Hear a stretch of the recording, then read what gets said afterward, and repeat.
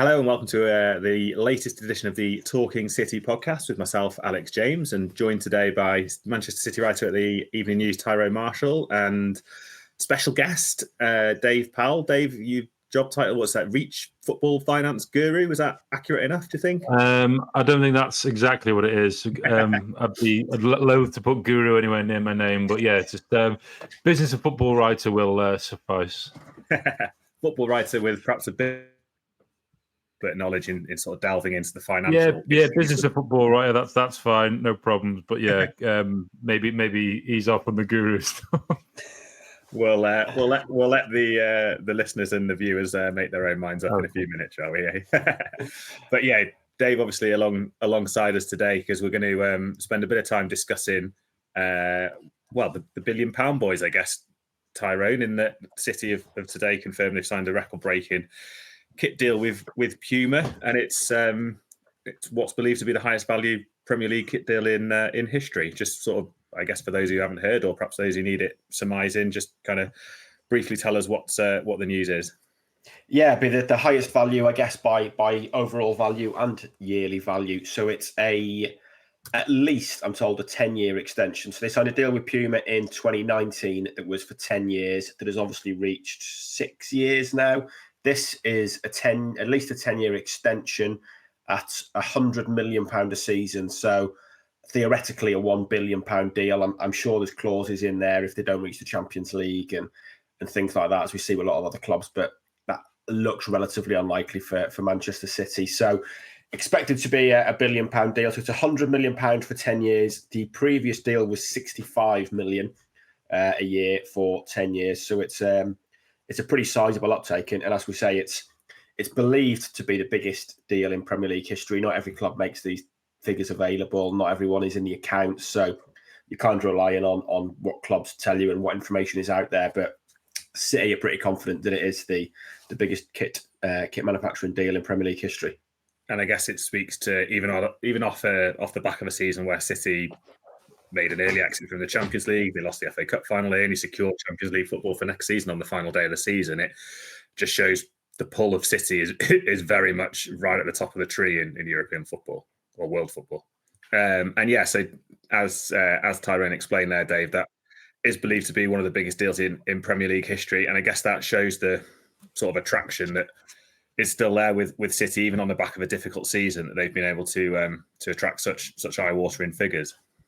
Yeah, and it's important to kind of caveat difficult season still involves Champions League qualification, whereby, in seasons past, obviously Manchester United have had a big deal in place with Adidas over a number of years, but that has caveats in place whereby there's clauses if they fail to make the Champions League with 2 seasons running, etc., the value of that diminishes. So the club has global appeal now, and I spoke to the CEO of Castor, the British sportswear brand, a couple of months back now.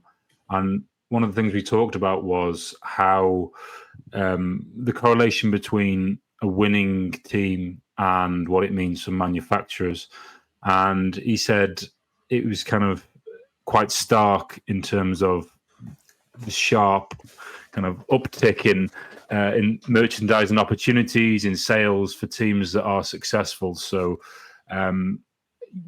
Puma has Manchester City as its biggest football client now. That's quite clear. Obviously, they've got other big brands and big clubs in there like AC Milan, etc. Some national teams, but success is very important because you can leverage those opportunities and those moments to create, whether it's a line of merchandise or a whole line of merchandise or lifestyle brands or everything. You only have to see kind of the way they. I think it was last year on the back of the success in 24 when they went to the States. They had that big kind of Puma block party shut down where they had Jack Grealish DJ and all this type of thing. So they're culturally relevant now, and I think they've managed to cut through. And I think there is a bit of a connection made between Puma and Manchester City and success. So I think for Puma, they're probably thinking, well, we'll maybe pull back on engaging in some deals that we may do otherwise and focus all our eggs in this kind of Manchester City basket, for want of a better phrase, for the coming years, because it seems like a fairly safe bet that they'll, notwithstanding whatever happens with the charges, etc., it seems like a fairly safe bet that Manchester City are going to be either there or thereabouts for the next decade, because the financial might that they have is kind of insurmountable for the rest. Yeah, and I guess it's an indication, isn't it, of their sort of pull overseas now. We've seen it a little bit with the Club World Cup, and we certainly saw it, as you said, 12 months ago with City touring in America. They've made a concerted effort as a club to try and build their brand overseas, and this is kind of an indication of that in what that sort of offers Puma from outside of the football pitch. Yeah, because you either have to. There are a couple of things. So the whole Breaking America thing, that never happened previously for the clubs, really, because America didn't want to be broken. So now it's kind of fertile ground for football clubs. But you either have to win or you have to have a compelling narrative, or you can have both. But you have to do one of those two things to be able to cut through. So you look at a lot of the traction in the US at the moment. It's around Wrexham because of the documentary. It's around Birmingham City because of Tom Brady's part ownership, etc. They're going to do documentaries. Expect more of that from City moving forward, and that means that the Puma aren't just getting exposure from the club playing in the Premier League or the Champions League on pre-season tours in the US or wherever else, or the Club World Cup. They are getting exposure from everything else. So the storytelling, the narrative, documentaries, all those type of things, the content which is created around the club, all that is it makes the brand almost kind of ubiquitous. It's everywhere, So I think they see it as a way to, because it's very difficult for Puma in an arena in the US in particular to compete with Nike and Adidas, because they are the two biggest brands by a country mile, And even in the kind of the US sports space, it's Nike, Adidas, and then Under Armour in terms of those kind of sponsorships for major league teams, etc. But Puma have found a way to, obviously all the rest have kind of been hoovered up with the biggest teams around Europe, probably by Nike and Adidas. So they've got Manchester City is still the kingpin, really. It's a team which has won the most in the recent years. So they see the value in paying more for that partnership. But it's fair market value. And I think kind of perversely, I think Manchester United have probably done them a favour by diving into this deal with Adidas a couple of years back for I think it was 900 million at the time over 10 years, because it puts a marker in the ground for how much a deal might be worth, and that's for a club that has achieved no competitive success over the last decade. So it's in the Premier League. So they've probably done them a favour there because they have real kind of demonstrable value to what the partnership is. But I think they're for Puma, it's they see Manchester City as being a kind of a ticket to entry into a load of markets. Whether it's North America, whether it's Asia, whether it's anywhere else, Europe. They see Manchester City as key to their own growth plans. Yeah, and you mentioned a sort of compelling narrative there, and Ty, you can probably come on this as well. But Haaland is a person who sells newspapers, shifts websites, shifts shirts. He signed a 10-year contract. Obviously, the on-pitch success, Pep, even the charges built into that as well, and all the kind of tribalization that brings. City is a good narrative at the moment, whichever sort of club you support and wherever you look at it from. It's always mentioned in Premier League phone-ins, always on Match of the Day. They're always a story at the minute, and they have been for some time now. And I guess that, no publicity is bad publicity saying perhaps applies a little bit here as well. Yeah, I think, certainly that's possible. I think Haaland's an interesting one there. He is a superstar. He's one of the, top 5, top 6 superstars in the game. And somebody said to me earlier, no one, if Messi wasn't into Miami, no one would buy an Inter Miami shirt. He is, and it's maybe the best-selling sportswear top in the world. And it's not the same for City. Those Inter Miami kits are branded very well. Obviously, if Haaland wasn't at City, there would still be City fans buying City shirts. But overseas, I bet a huge proportion of the shirts City sell overseas are Haaland 9 shirts. And you only have to go on holiday to see how many Haaland 9 shirts there are around the world. And the fact he's tied to a long-term contract probably helps that. Like you say, they are a good narrative. I think there's also a lot of kind of brand synergy kind of within that. I think Puma are City and Puma's only Premier League client. I think Adidas and Nike have got a few. I think they've worked really closely together. There's been a lot of kind of limited edition stuff. We saw the Oasis inspired kit last year, the Colin Bell inspired one for the treble winning season.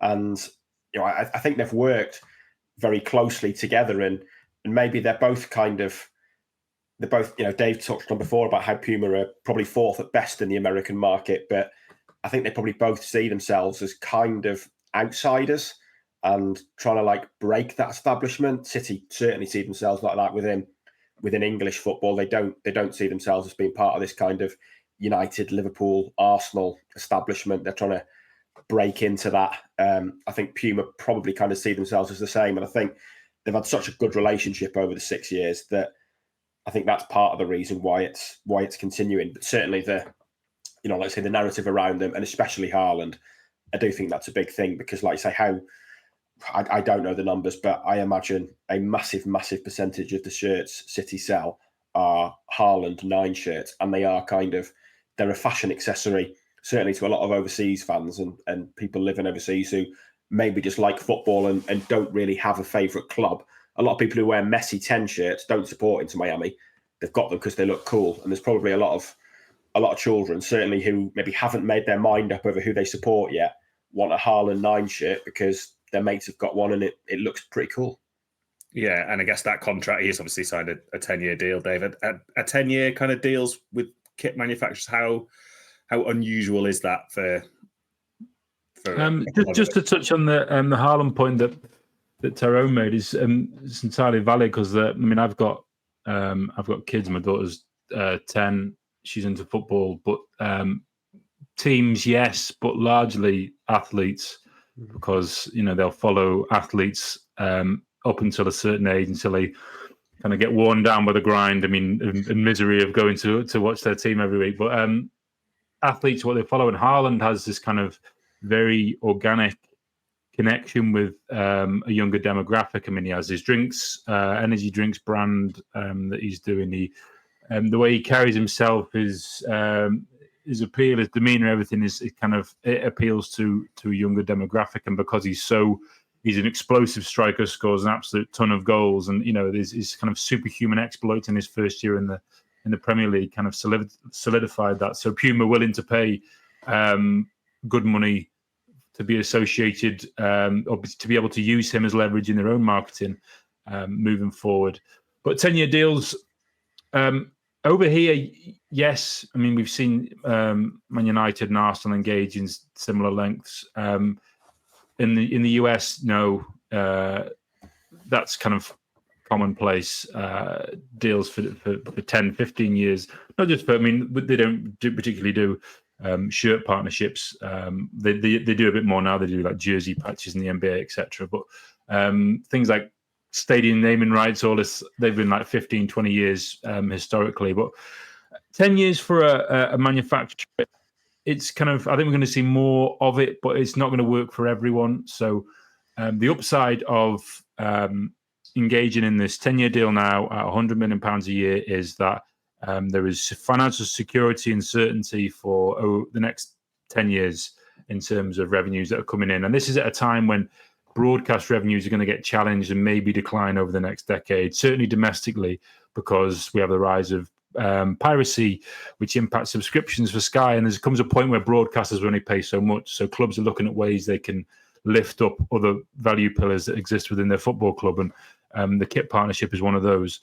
But for some clubs, they don't like engaging in longer term deals. Liverpool, for instance, don't particularly like doing that deals over the 5 years, because they like to revisit the market after 3 years and test the water. Because the value of a deal at 100 million in 2025 might be far below the market value of a deal in 2034 or 2035. So you are taking an element of risk, but I think because of the deals already quite, is considerably higher than a lot of the teams around them, I think they'll be quite comfortable with taking that hit. But it doesn't work for everyone, but long-term deals. But I do think that also you are bound by, you have to, mean, I'm assuming that the kind of the Puma merchandise has largely been well received by City fans, and there's not much kind of it's not really a controversial move for them to tie in with them for a longer period. I know there's been some of the kits which maybe didn't land well. I mean, the ones with when the name was, it was just a name at the front of the shirts they did. They did one with City and Dortmund, and it was, that was, maybe even I didn't like that. So, but I think if the fans are okay with the brand and the alignment, then it works. Whereas sometimes some partnerships don't last particularly long because the fans might not like the early kind of iterations of the kit. So the Liverpool Nike one never really felt comfortable from the get-go. Fans didn't really get on board with any of the designs they did, and Adidas and Liverpool kind of have a historical connection through like the 80s and early 90s, etc. So that makes sense. But save for City going back to Kappa or Lecoq Sportif, God rest their souls, they're up there in replica shirt heaven now, Lecoq Sportif. So they have to be forward looking about it, and Puma and having effectively the full attention of a major brand allows them probably a bit more creative freedom than maybe if they were one of just another one of the big sides in a Nike or an Adidas portfolio. Being with Puma and being kind of the biggest one allows them probably a bit more freedom, a bit more control over their revenues and the way they do things as well. And that's important. But they probably wouldn't have been able to get that kind of commitment over a long-term deal at that value if they were with other clubs that they had to service at that same level. Yeah, I think generally, Ty will probably know better than I do, but I think generally the supporters have received the kit. I know the new home kit with the sash has gone down pretty well. I think that Oasis kit went down relatively well, other than there's a lot of kits to spend money on, and there is a new kit all the time, but that would be the same regardless of which kit manufacturer you had doing it. I do think the kind of brand, I was going to use the word synergy, but I hate that word, but I can't think of a different one. The brand sort of relationship between City and Puma does seem like a natural fit, and there certainly doesn't seem to be any kind of supporter. Oh, I can't believe we've got Puma still. Why haven't we got Adidas or Nike? No, I don't think so. Like you say, I think it's worked pretty well. I mean, there's obviously the fact that they've been on board since 2019, so all the treble, those 4 titles in a row, are all now associated with Puma kits. The designs they did, like the one inspired by Colin Bell, the Oasis one, they kind of tap into City/Mancunian heritage. So it kind of shows that, Puma get it. Puma get the club.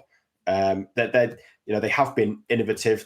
I think they launched a shirt in the metaverse with Roblox at one point. I mean, that's, it's fair to say that not every fan is going to look at that and think, isn't that amazing? It's going to completely go over the head of an awful lot of match-going fans. But it's done for a reason and to attract a certain audience. But I think the designs have been pretty good, and the partnerships they do, like the Oasis one, the link-ups they do, the special editions they do, it does kind of show that they get it. And like we say, not every kit's going to land. They've had some pretty wild third kits. They've had the one that Dave mentioned, like the Man City on the front. But generally, I think, supporters, they associate Puma now with success because of the last 6 years, and they've done enough to kind of suggest that they do get it, and it feels like they get what City wants to portray and what they want to be.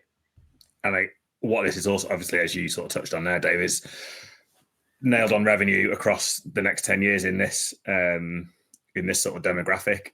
That leads to financial security. That leads to perhaps more money on transfers. That leads to better players coming in. That leads to higher wages. And it keeps the wheels turning of success. And supporters ultimately want to see the best players coming through the door. We've seen a few of them already at City this summer. It still feels like there's a bit of a changing of the guard that's going to happen on the playing staff over the next 18 months, 2 years. This can't hurt that, and it's going to keep City at the top and keep them ahead of the majority, if not all, of their rivals in terms of sort of pure spending power. Yeah, I mean they've effectively given themselves the ability to continually add from a position of strength without ever really impacting their PSR position, and you only have to look at some of the clubs that are operating beneath that. Even kind of Manchester United now, PSR is a very real issue because of a drop in revenues to sustain that spending and prize money. And City have managed to, and they've reinvested, but they've invested well, but they've also done player trading to a kind of high level as well. So they've, you only have to look at their ins and outs over the past 5-6 years, and they're not cost neutral, but their balance sheet seldom takes a huge chunk out of it by a huge sum of spend. They tend to do big additions on the back of achieving greater revenues, and they're the only Premier League club to surpass 700 million in revenue. I would imagine in the next 5-6 years they'll be the first Premier League club to reach $1 billion in revenue. Yeah, it's hard to see it not going that way, is it? That's coming. I mean, that is Real Madrid are already knocking at the door of that. But Man City, certainly in the next 5 years, I think they'll be the first to do $1 billion in revenue, just because they're so far ahead of everyone else on the curve. Arsenal's financial position has improved dramatically over the past 5 years, but that's been based on successive qualifications for the Champions League. But then what they've had to do is bring up the whole wage bill, whereas City is just kind of maintenance and management now. I mean, they sign big players, but yes, they're going to have to take a bath on some of them, the players they sign for big outlay. But for the most part, their recruitment is still hasn't changed. They don't just chase huge sums for the sake of it. I think there's a method behind every single move they make. So, and that's still applied for a club that has a huge amount of headroom in PSR. More than 300 million they could lose in a season and not have to be concerned about PSR. There's only really Liverpool that can even come close to that, and Spurs maybe, and that's only because of the allowances because of the stadium. But they've got the ability to carry on strengthening every January, every summer, and that's a position they've put themselves in through success. And they achieved success at a time when success has never been more valuable. So, I know I talk about Man United again. I'm not a Man United fan, but I'm a Chester fan.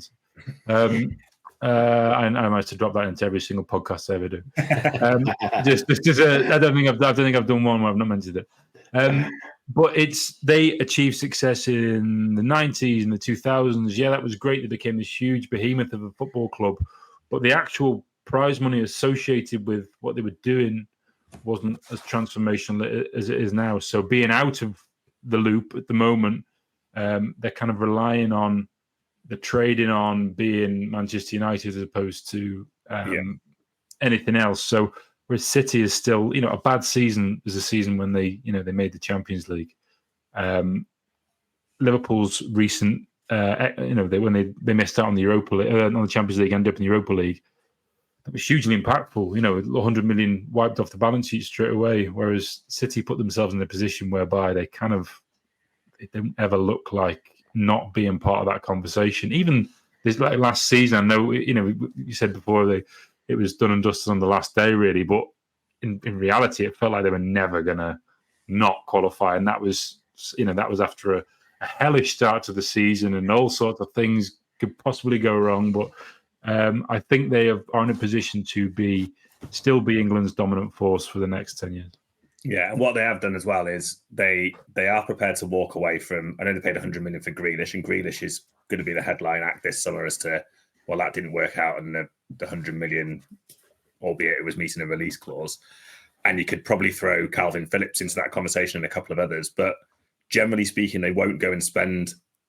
They weren't prepared to go and spend massive money on Wirtz. They went a different direction and went for Cherki at a lower price point, and they must reach unprecedented levels in terms of what they bring in from their academy, because a player can leave Man City without having made a first team appearance and be north of £10 million.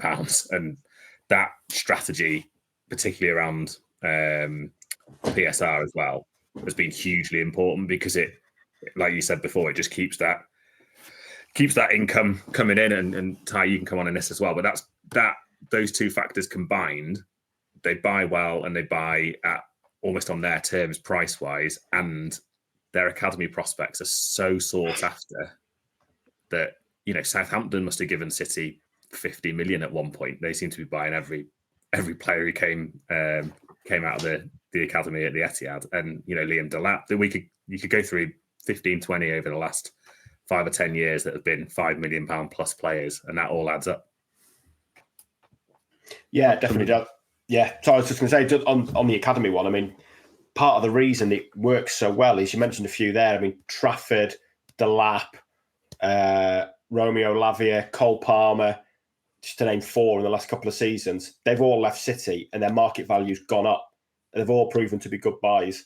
And it kind of gives that, every time a player leaves, it feels like virtually every City academy player that leaves goes on to do something and get better. And I guess Gittins, you're seeing it, Sancho, you're seeing it.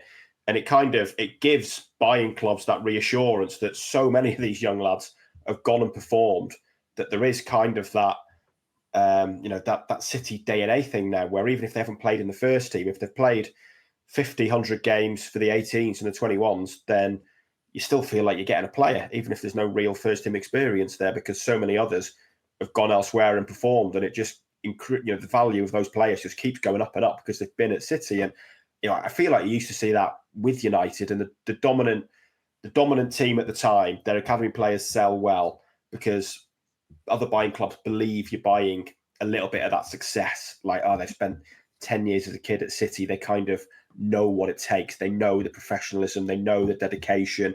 They know a little bit what Haaland does, what De Bruyne does, what Rodri does to make it to the top.